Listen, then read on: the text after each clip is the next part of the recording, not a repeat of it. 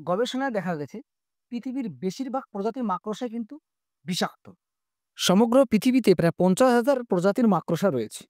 তাদের সম্পর্কে সম্পূর্ণ তথ্য পেতে গবেষকদের 265 বছর লেগে গিয়েছে।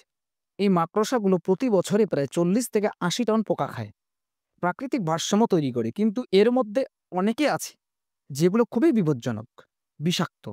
এদের সামান্য বিষ প্রাপ্তবয়স্ক মানুষকে মেরে ফেলতে পারে। কিছু মাকড়সা এমন যে তারা তাদের আকারের থেকে 100 গুণ বড় এবং বিষাক্ত সাপকেও মেরে ফেলে। এই মাকড়সাগুলো সাপ মেরে খায়, কারণ 50,000 প্রজাতির মধ্যে 43,000 প্রজাতির মাকড়সাই বিষাক্ত। কিন্তু এগুলোর মধ্যে মাত্র 25টি প্রজাতির মাকড়সা মানুষের জন্য খুবই বিপজ্জনক। অস্ট্রেলিয়া, যেখানে সবচেয়ে বেশি বিষাক্ত মাকড়সা বাস করে, সেখানে 1980 সাল থেকে মানুষের উপর মাকড়সার আক্রমণের কোনো খবর পাওয়া যায়নি। বিশ্বের সবচেয়ে বিষাক্ত মাকড়সা হলো ফানেল ওয়েব স্পাইডার।